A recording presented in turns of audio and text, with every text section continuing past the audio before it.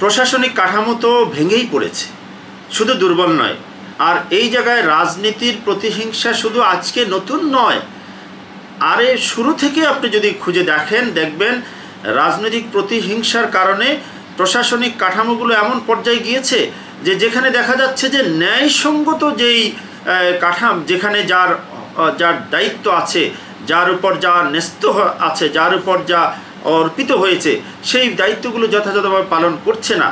বরং আপনি একটা মামলা করবেন, থানায় যান, আপনি একটা বিচার ব্যবস্থার কাছে আপনি যান, দেখেন সেখানে কিন্তু আপনি মামলাও ঠিকভাবে করতে পারেন নাই, আপনি বিচার পান নাই, আপনি বঞ্চিত, আপনার এই বঞ্চিত হওয়ার সেই কথাটা আপনি কোথাও গিয়ে স্পেস পাচ্ছেন না, বলার জায়গা পাচ্ছেন না।